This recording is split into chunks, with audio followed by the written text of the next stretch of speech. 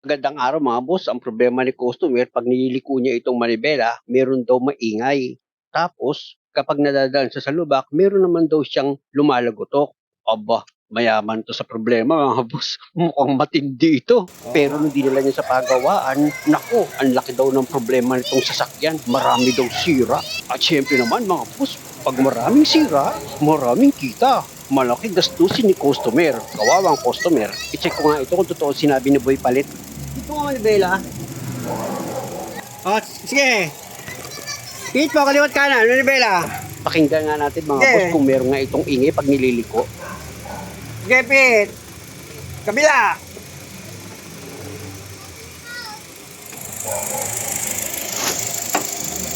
Sige, galaw. Pit, Manibela. Narinig niyo mga boss, meron nga siyang ingay pag nililiko itong manibela. O, naulit na naman. Sige. Dito ko naririnig yung ingay sa coil spring mga boss, kaya ibaba ko itong camera. Galaw. Pit.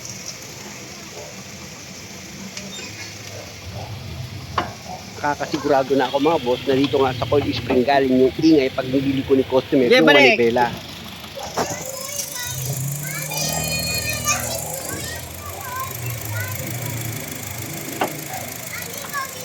Sige, galaw. Galaw lang. Dito sa ginagawa kong pag-check up, sinisigurado ko lang kung totoo yung sinabi ni Boy Palit na marami itong sira sa pangilalim. Okay. Sige, patay na makina. Nang pinaswitch po kay customer itong makina, siya naman yung inimbestigahan ko. Siyempre dalawa yung inimbestigahan mo para sigurado ka sa paghatol. Ang tanong ko lang naman kay customer, dapat sabihin niya sa akin yung totoo kung ano ang mga pinagawa niya sa sasakyan. Ganun. Abanti mo lang ng konti. Langanin ako eh. Dito sa gagawin ko mga boss, i-check ko maigi itong pangilalim ni customer kung totoo ngang marami itong sira sa pangilalim niya. Baka mamaya natapat lang siya kay Boy Palit o kaya kay Kuya Mando. Yung pamangkin ni Rugas, yung mga nagmumura sa akin sa page ko, sa FB ko, sila yun eh. Na kung makapintas sa akin eh. Basic lang naman ang alam niyan eh. Tanongin natin si customer kung ano findings nila dito. Ano to sira nito? Ano to sira? Hatol, palit. Shock absorber. Tapos, rack and pinion repair. Tapos yung stab link, papalitan. Oo. Tsaka yung tie rod. Oo. Halos isang set na po yung binanggit sa akin eh. Yung papalitan? Wala kang kasira-sira oh. Wala kang kalog-kalog oh. Sir, sa totoo lang po tayo, yung napanood ko talaga yung video nyo, tanongin nyo ba asawa ko, lagi kong gabi-gabi pinapanood. Oh, wala kang kalog-kalog oh. Diba? Kaya nga po ako nagtataka eh. Oh, wala rin sala rin. Wala problema to eh. Kaya sabi ko sa asawa ko, buti na di natin pinagawa agad. Anong Tagasan pa kayo? Tagasan kayo? Binyan Laguna po. Layo po. Sa may boundaryhan ng Carmona. Totally walang sira. Kaya lang naman gumagalaw yung ano nito, yung shock mounting dito sa ibabaw. Ito, kasi nga nagpa-lowered ka. Kaya talagang Talagang gagalaw yan. Pero hindi porkit gumalaw na siya na gano'n, nakakatulang ko ng sira. Eh may reason kaya, Di ba? may reason naman kaya yan gumalaw dahil nga nagpa-lowered ka eh. Ito nga mga boss, inunawa ko si customer, inimbestigahan ko siya. Sinabi niya nga sa akin na pinalowered niya itong sasakyan. Wala akong makita sira rito eh. Tapos yung napag-checkan ko patay, hindi po ginanyan yun. Ano, kalog-kalog? Tinignan lang? Sinilip lang. Sinabihan niya na akong, nilistahan niya na ako. Inestimate siya na may 40,000 yung magagastos niya dito sa paggawa sa ilalim. Wala man lang check-check, sabi ko gano'n. Hindi ba lang chinek up? Wala po. Sinilip niya ng konting gano'n. Naku. Sama mo na dyan yung gano'n lang po yung sinabi. Grabe naman.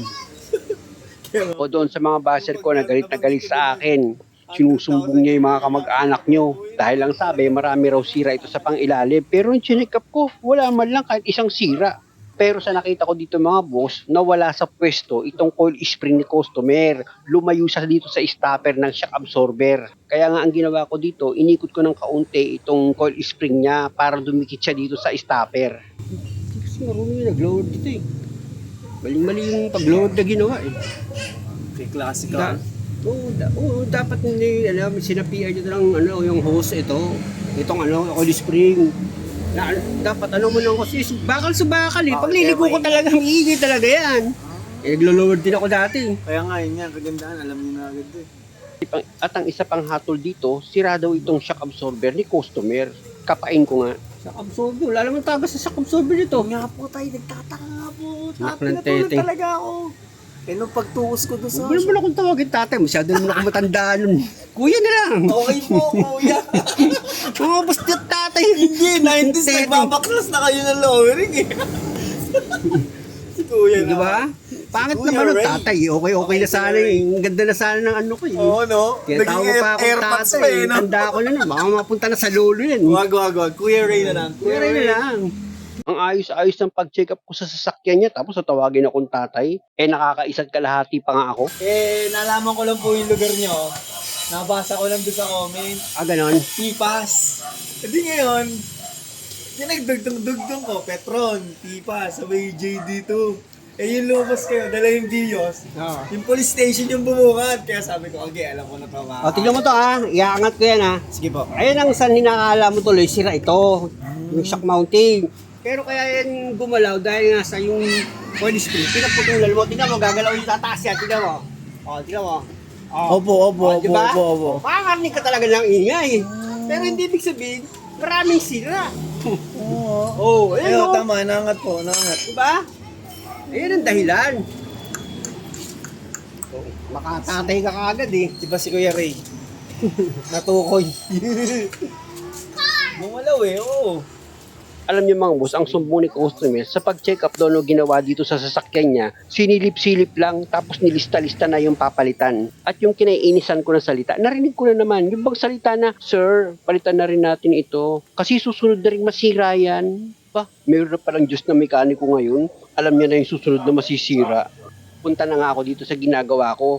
Halos wala kasi ako magawa mga boss eh. Ang napansin ko lang dito, ayun nga sabi ni customer na minsan daw siya nagpa-vulcanize. Siyempre, nawala sa pwesto itong coil spring. Ngayon, inilalagay ko sa pwesto niya yan. Uulitin ko lang mga boss, ito kasing coil spring, meron niyang stopper dito sa pinaka-base na pinapatungan nga nitong coil spring na shock absorber. Ang ginawa ko lang naman dyan mga boss, ibinalik ko sa normal na position itong coil spring dito nga sa shock absorber niya, tapos pinahirang ko ng grasa para mawala yung ingay. Bakit hindi ko nilang tinanggal yung coil spring tapos nilagyan ko nilang ng hose? Kasi nga after 1 month, plano na ni customer na ibalik sa dati itong tayo ng sasakyan niya. Ibig sabihin, aalisin niya na sa pagka-lowered, papalitan niya na itong mga coil spring. Kaya lang naman siya napadpad sa akin dahil nga sinisigurado niya na totoo yung sinasabi nung nag-check up sa kanya na marami nga daw sira itong sasakyan niya. Sa nakita ko wala naman. Sige nga, pihitin mo nga yung ano, yung manibela. Pandarin mo yung sakyan.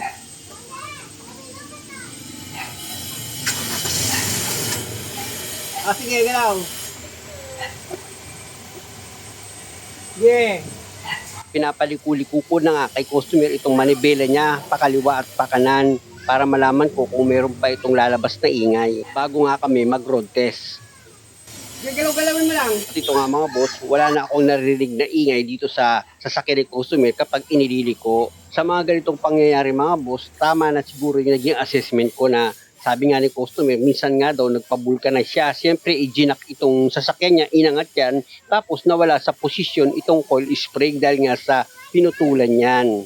Naayon niya kay customer, dun lang daman daw nagsimula lumbas yung ingay kapag nililiko niya na itong manibela mula nung nagpabulkanize nga raw siya or nagpaangat siya ng gulong. Dito kasi sa sinasabi ko mga boss, para malaman ni customer kung saan nagmula yung naging sira ng sasakyan niya. Kaya ngayon, alam niya na kung anong naging dahilan. So, anong maganda ron? Siyempre, pag nangyari uli sa kanya yan, alam niya na kung paano idiretso yung coil spring dito sa shock absorber. Or hindi na ngayon siya kakabahan or maghahanap pa ng mag-check up ng sasakyan niya para malaman kung ano sira dahil alam niya na kung ano ang gagawin niya sa susunod na mangyayari pa ito.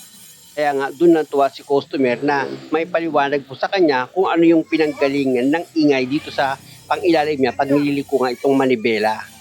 Dahil nga sa okay na ito mga boss, nakita nyo naman, chinek up ko pa yan ulit para lang masigurado ko na wala nga talaga itong sira, itong sasakyan nga ni customer. At dahil sa okay na yan, ibalik ko na itong cover ng shock mounting niya. Tapos lipat naman ako dito sa kabilang side para malaman ko siyempre kung totoo pa rin yung chismis nila. Kasi ayun nga sa nag-check up, sirado lahat yung pangilalim nito eh. Kaya ang pinaka-the best niyan, para naka-black and white tayo, ipakita ko rin, check upin ko pa rin itong kabilang side niya mga boss, kung meron nga ito talagang sira. Maangat-angat siya. Kaya umaangat-angat yan mga boss dahil nga sa pinutulan ito ng coil spring, nilowered kasi. Pero hindi ibig sabihin, sira na itong shock absorber niya. Oo, naangat po. Di ba? Narinig mo talaga, kakalampag talaga siya. Oo, yung ganun niya, no? Oo. Stock spring. Pero walang sira to, yo. Walang Oo, kalungkot. kasi yung ginanon yung mga nakikita ko sa lahat ng upload nyo, alam ko yung tik. Yung sa Kaya nga nakakano ko ng sira, nakakasagot dahil nga kinakalog ko muna. check talaga, literal. Oo. Hindi basta hatol.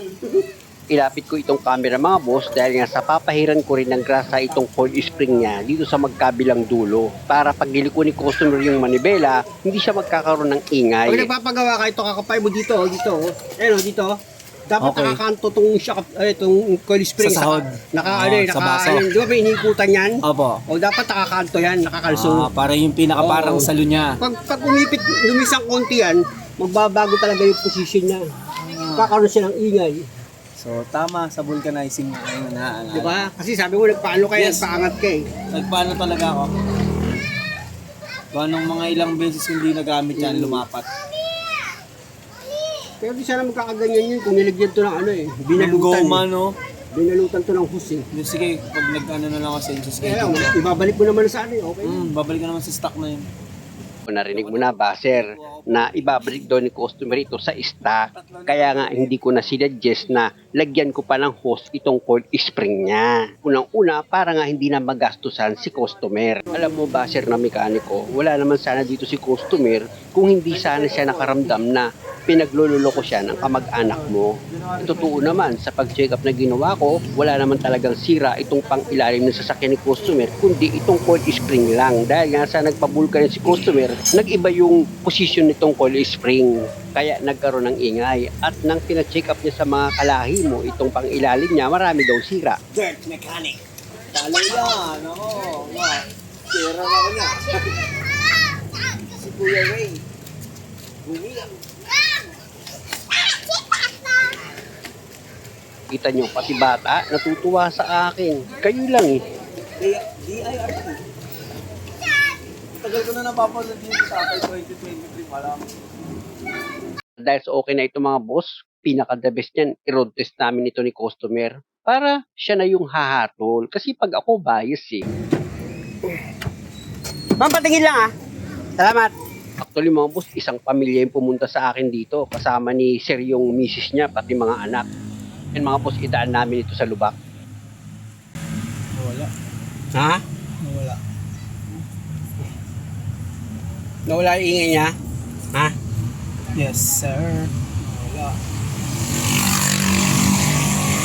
Hindi kasi nilagyan ko lang grasa yung iniikutan ng coil eh. Dapat talaga yun nilagyan nyo nila ng ano yung hose eh. Para di siya... Para hindi magkaroon ng Kumbaga friksyon. sa ano, ngipin, Oo. Bakal sa bakal nangyayari, kaya nakakanig ka ng ingay. Kasi pag nililiko mo yung manibela, pati yung shock absorber, lumiliko rin yan. Eh nakalagay yung shock absorber. nakakapit. Oo. Check. Eh nakalagay dun yung ano, yung coil spring. Eh walang balot yung coil spring, mararamdaman mo ngayon. Yung, Metal sa metal talaga. Kaya nakakanig ka. Pero hindi ibig sabihin, sira yung... Ano ba Yun. siya? Ang sira, sabi? Shock absorber, at saka palit tie rod, tapos repair ang rack and pinion. Magkano sinisingin? 12,500. Repair po. Kasi Pero maselan lahat-lahat? Lahat-lahat. Umabo yung canvas po at sa pyesa, halos nasa 30 na. Tapos labor niya, 15. Oo. Di 45. 45. Eh, kung sabi ko nga sa asawa ko, buti na lang ako medyo tinulak ng Panginoon na wag gawin yon. Oo. Kasi duda rin po kasi ko kasi wala pong ginanap na ano eh. Dito na tayo. Pag-check up, Yes, wala po. pambira.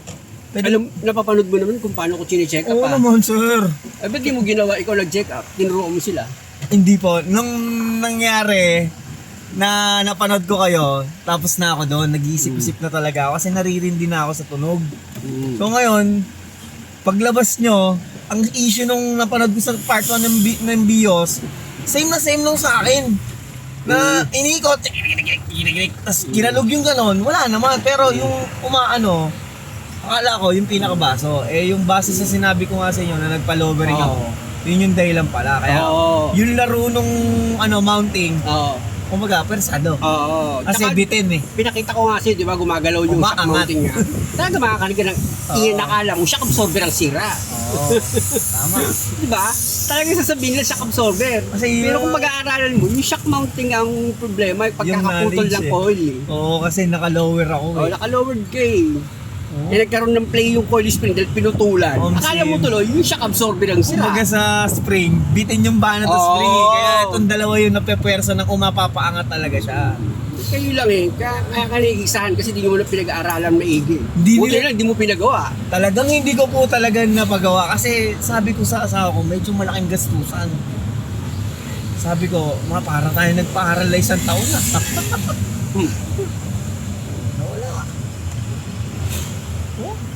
Tsaka pag sa mga patag po, wala pa naman ako naririnig. Ayan. Yung mga ganong bagsak, di ba? Akala mo sira yung Yes. shock. Pero ngayon, wala kang marinig. Wala. Yun yung biglang tunog na tag, Oo, wala kang marinig tag, ngayon. tag po ganun. Wala akong naririnig na ganun. Di ba? Ang pinaka-better, stock spring na Oh, ano. stock. Pero kung binalutan ng ano yan, ng... Nung pang-rubber mo. O yung... Kahit ordinaryong hose lang, kung binalutan yan, Hindi. kahit na nag-jack sila, di mo maririnig yun. Na-misalign yung coil spring mo yun. Yun, sa Kaya ginawa ko, pag-vulcanize. para wala siyang... Hindi siya magkaroon ng ingay pag nililikubo. Langis. Pinahiran ko nila ng grasa. Yes, grasa. Di ba? Kasi ang bakal kailangan ng grasa. Siyempre.